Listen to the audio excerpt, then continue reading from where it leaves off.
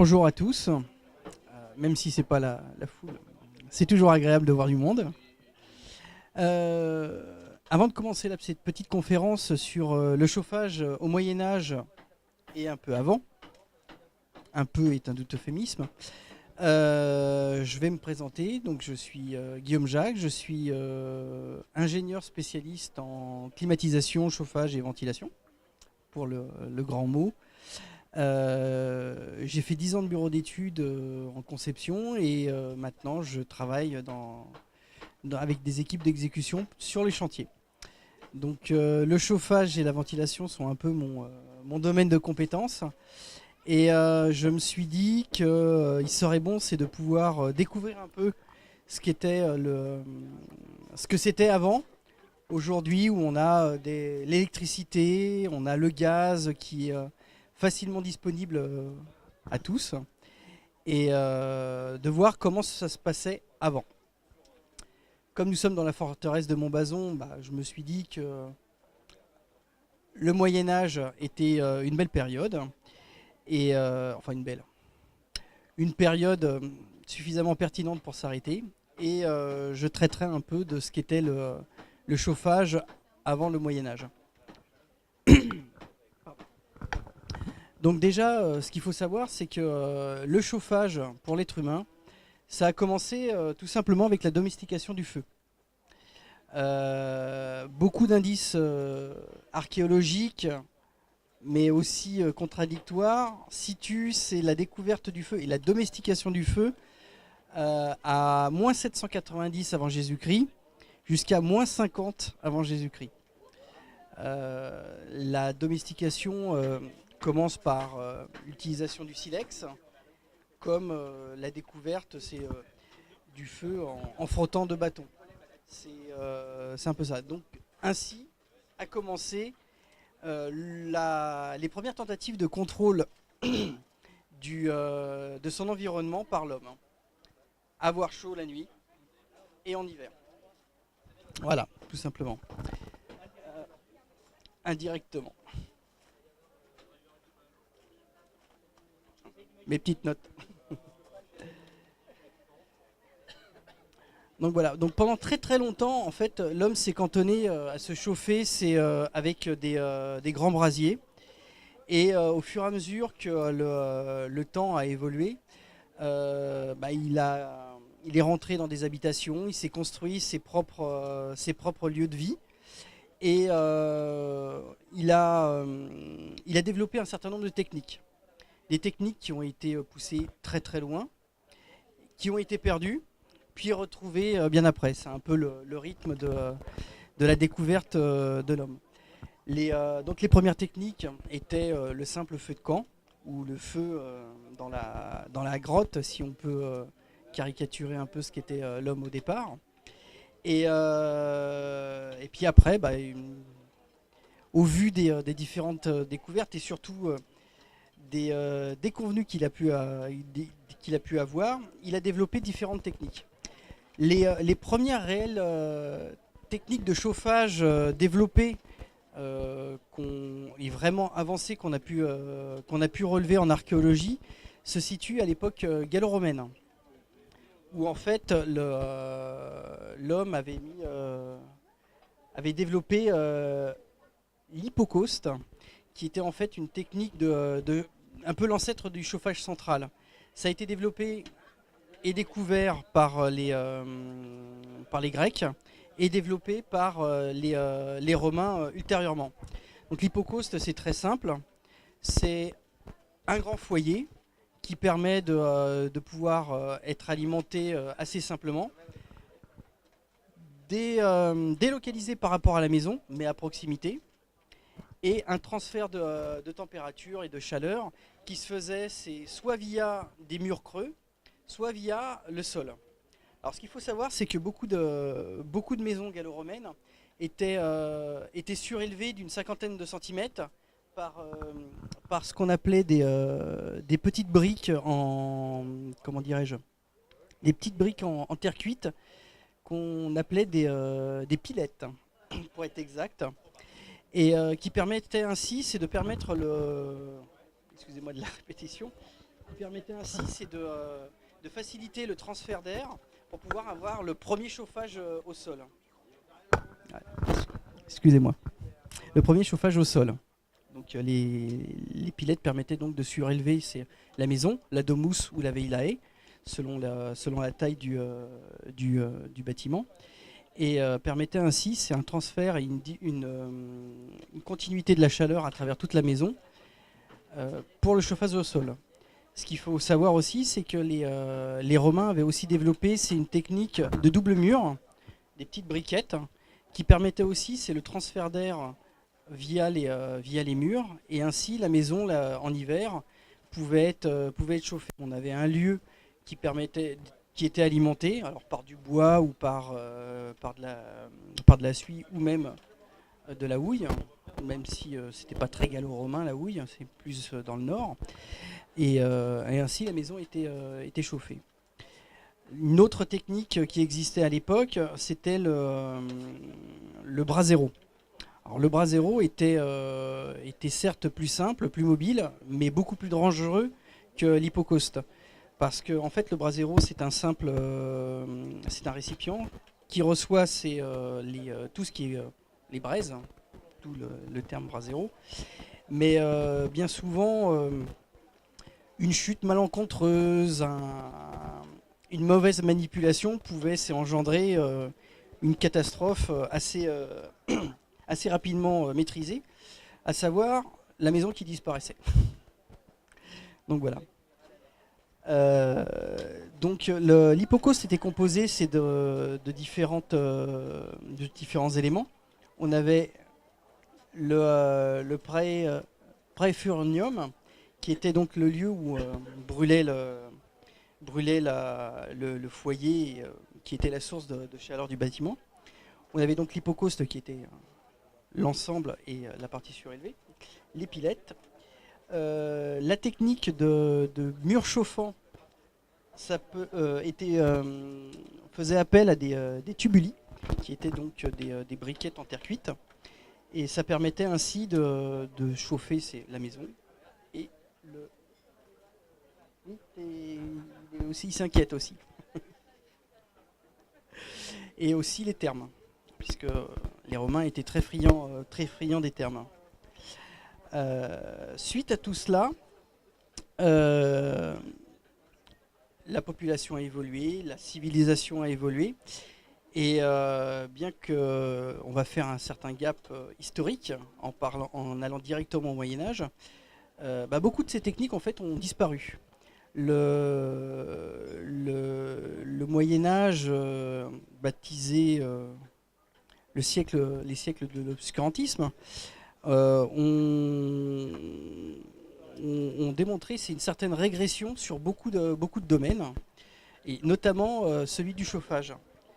En fait, la période gallo-romaine a été complètement balayée, et on est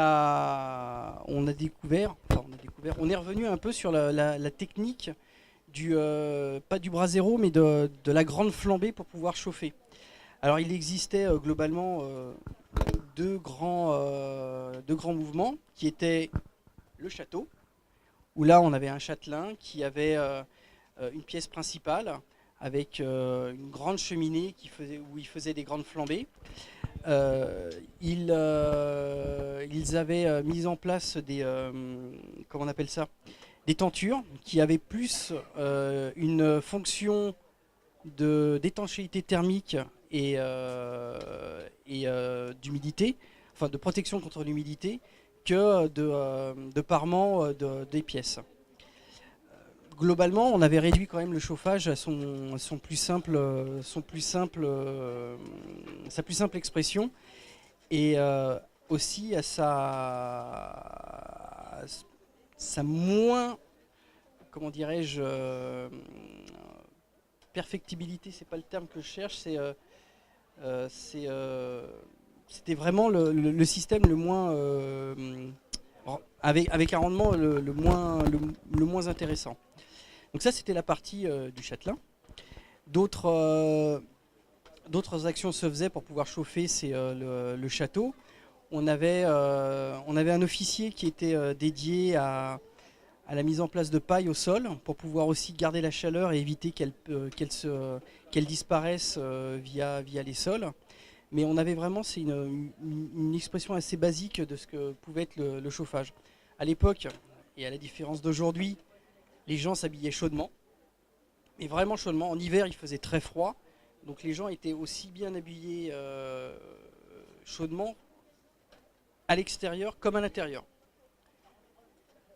L'autre façon de se chauffer à l'époque, c'était les villageois, les paysans, qui eux avaient étonnamment beaucoup plus de facilité à se chauffer en hiver, puisqu'en fait, il n'y avait qu'une seule paroi qui les séparait de l'étable. C'était plus la chaleur animale qui était sollicitée. Donc on avait toujours, c'est une grande cheminée ou un brasero qui était présent, c'est dans l'espace commun pour comment dirais-je, l'homme. Mais on avait aussi toute la chaleur animale, l'étable en fait, tout simplement, qui partageait cet espace, qui profitait aussi de la chaleur du feu, mais qui aussi diffusait cette chaleur. Et c'était essentiellement ces techniques-là qui étaient, ces habitudes-là qui étaient employées au Moyen-Âge. Donc en fait, on a gardé très très peu d'informations sur l'époque qui était le Moyen-Âge, parce que les textes se sont perdus ou n'étaient pas, comment dirais-je, ce qu'on appelait pertinents, en tout cas pour le développement de la civilisation. Mais il en est resté quand même essentiellement ces deux grandes tendances, celle des nobles, ou en tout cas des gens d'une certaine fortune qui pouvaient se permettre, c'est d'avoir des grandes pièces avec des murs relativement épais, des tentures, tout l'appareil qu'il y avait avec, et le paysan qui lui était beaucoup plus proche de la nature et de l'animal, et qui lui permettait ainsi de survivre aux hivers qui étaient particulièrement rigoureux à ces époques. Voilà. Donc, pardon.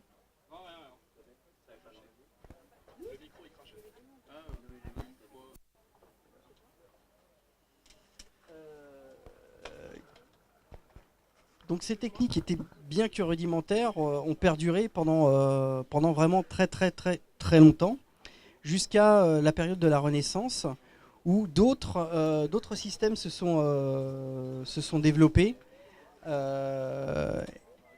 et qui ont permis d'une certaine manière l'avènement du futur chauffage central, qui en fait est extrêmement récent, puisqu'il date des dernières décades des années 1800. Voilà. J'ai fini ma présentation. Je sais que ça tombe un peu de façon abrupte. Mais ceci dit, si vous avez des questions, n'hésitez pas à les poser. J'y répondrai sans aucun problème. Tiens. Avec le micro. Est-ce qu'il y a dans d'autres parties du monde, à l'époque du Moyen-Âge, des civilisations qui ont développé ou qui ont gardé un savoir-faire sur des systèmes de chauffage plus perfectionnés qu'en Europe? Alors en fait, oui, en Asie, on a eu on a eu le développement. En fait, le système de l'hypocauste est resté beaucoup plus présent en Asie. Même si, en fait, alors je parle d'Asie, mais Asie, Chine et Inde.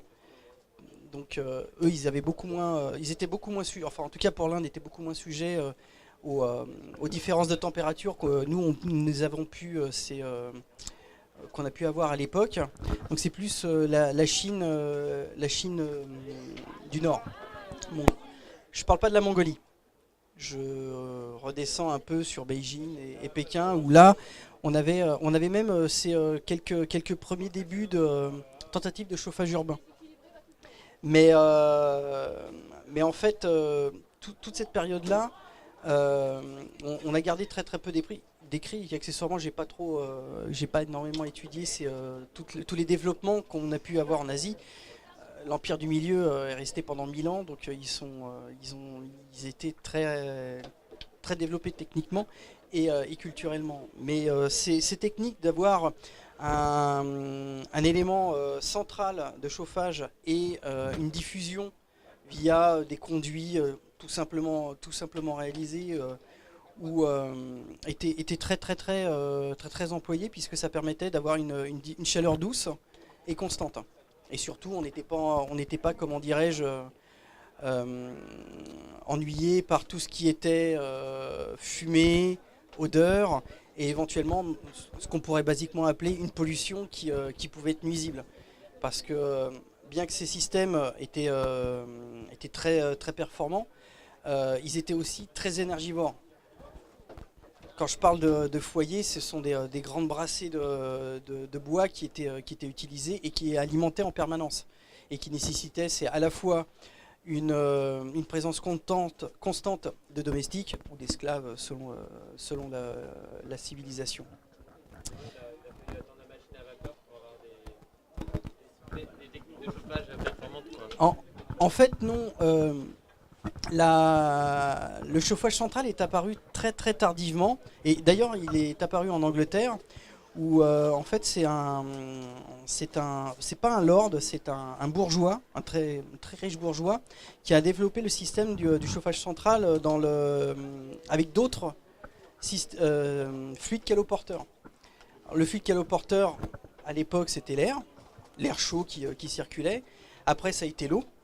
Maintenant ce sont d'autres fluides qui existent, qui sont plus des éléments chimiques, mais l'utilisation, c'est d'une chaudière à eau qui diffuse à travers tout un bâtiment un convecteur, enfin un radiateur. C'est arrivé que très tardivement, parce que en fait c'est très onéreux comme système. Ça nécessitait des canalisations, donc l'usage de matériaux qui n'étaient pas, comment dirais-je, à la portée de tous. Et c'est pour ça que le chauffage central tel qu'on le connaît aujourd'hui s'est développé que très tardivement, en fait réellement lors de la révolution industrielle, et encore pas la première, mais la seconde, puisqu'à l'époque le confort des gens n'était pas nécessairement la priorité.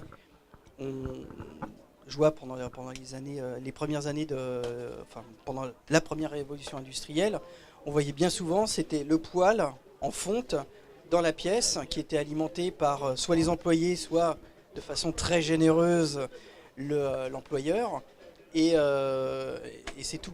Mais c'était pas du chauffage central, c'était en fait le principe d'un bras zéro, mais comment dirais-je, un peu plus sécurisé.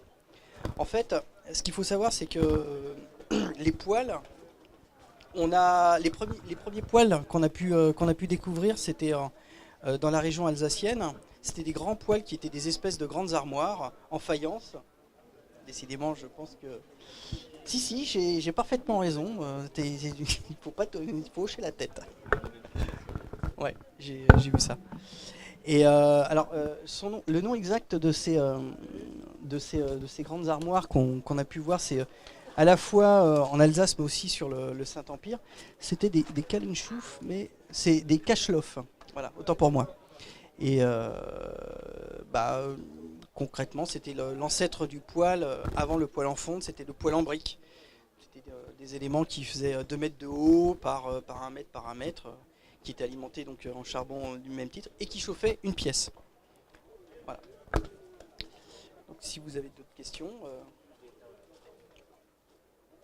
Le puits canadien, qui est vraisemblablement ce qu'il y a de plus basique, on le retrouve à partir de quand ?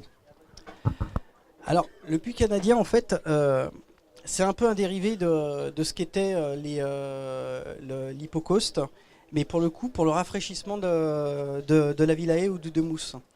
En fait, à l'époque gallo-romaine, les Romains s'étaient aperçus que l'air chaud monte et l'air froid descend. Et donc, le meilleur moyen de pouvoir évacuer la chaleur, c'était c'est une sorte d'atrium, donc le fameux atrium qui était une pièce d'eau au centre de la maison, qui permettait à la fois, c'est une évaporation et un transfert d'air entre l'extérieur et la partie centrale, où toute la maison qui était chauffée et accessoirement éclairée par des torches, évacuait la chaleur. Et en fait, ce transfert d'air se faisait de la même manière que l'hypocauste. On avait les entrées d'air qui étaient à l'extérieur, la maison qui était surélevée, et on avait ce balayage d'air qui se faisait. Donc en fait, ça c'est un peu l'ancêtre du puits canadien. La réelle utilisation telle qu'on le connaît du puits canadien, je vais être honnête, je ne sais pas. Mais je sais que ça s'est surtout développé grâce aux éléments en pilotis où on avait quand même un passage d'air et un rafraîchissement de la maison en été qui était relativement certain. C'est vrai que c'est le transfert d'air le plus simple, le plus basique, qui permet de tirer la fraîcheur de la terre via un simple transfert naturel de l'air, un tirage thermique, voilà, c'est ça le terme que je cherchais. Mais c'est une technique qui a toujours été employée de façon empirique. Enfin, de toute manière, le chauffage à travers les âges et puis même tout ce qu'on appelle la thermodynamique, le transfert de chaleur et autres, c'est de l'empirique. Hein. Ça a été ensuite mis en équation. Mais l'homme a toujours eu cette tendance à comment dirais-je, exploiter les phénomènes naturels pour pouvoir soit chauffer, Donc on n'a pas de réel... En fait, le terme puits canadien, je ne saurais pas dire à partir de quand il a été employé. Mais la technique en elle-même du transfert de chaleur via un transfert d'air naturel, c'est depuis le moment où on a domestiqué le feu et qu'on s'est dit, tiens, je pense qu'il serait peut-être bien, c'est d'avoir un trou en haut pour évacuer les fumées et qu'il faudrait un trou à côté pour que l'air puisse continuer à alimenter le feu. Voilà. Donc,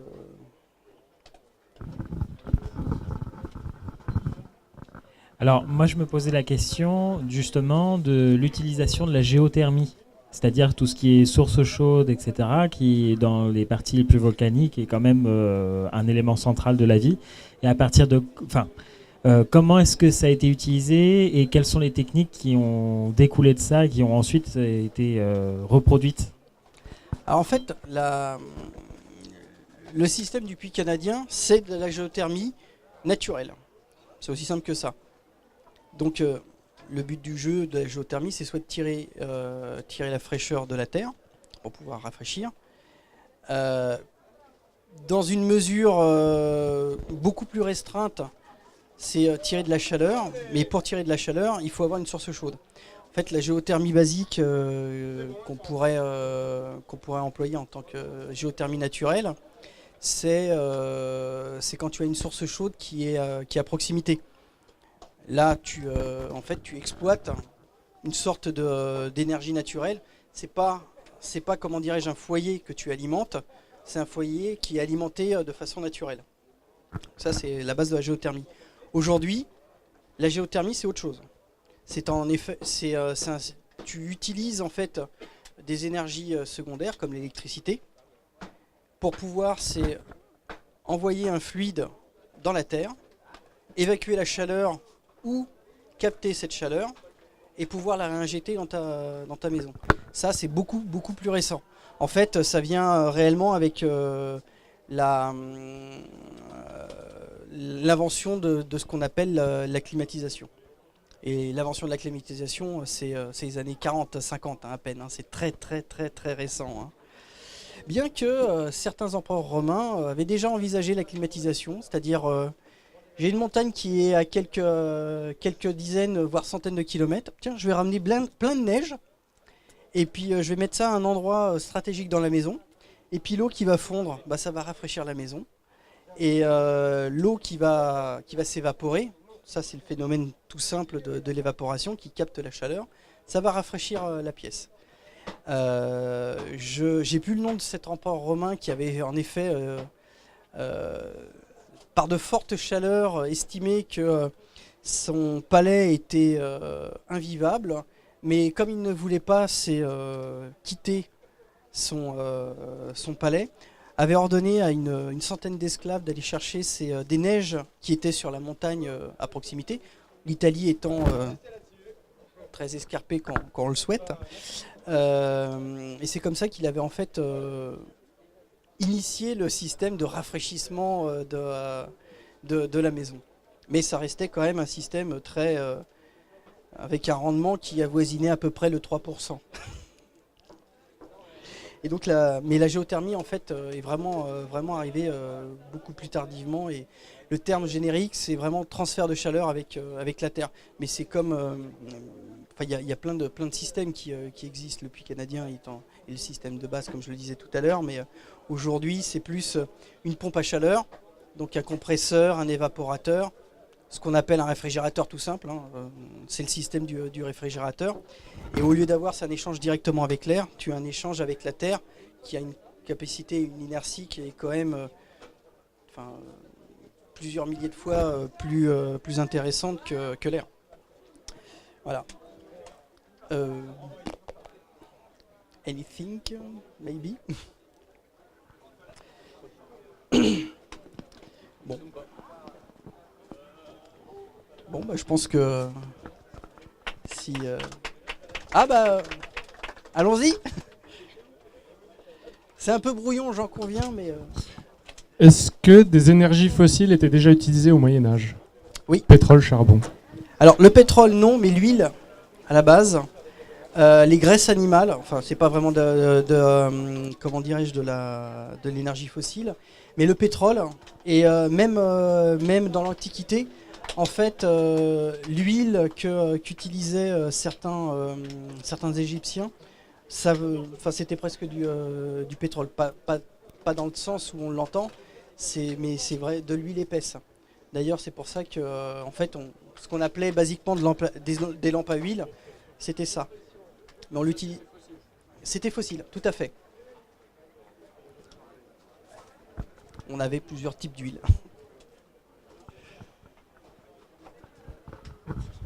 En fait, l'utilisation vraiment de l'énergie fossile telle qu'on la connaît aujourd'hui est assez récente. C'est les années 1800, 1850 où on a en fait appris à réellement raffiner ce qu'on appelle le pétrole aujourd'hui, mais où on a eu réellement un affinage qui a fait qu'on a délaissé l'huile pour pouvoir utiliser le pétrole qui est quand même beaucoup plus chargé en particules derrière. Bon, j'avoue que c'est pas nécessairement un domaine que je connais très très bien, mais c'est les informations que j'ai. Voilà. Bon, bah écoutez, je vous remercie de votre attention. La prochaine